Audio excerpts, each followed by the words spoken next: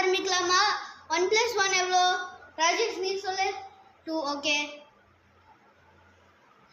2 + 2 ஷரீன் நீ சொல்லு.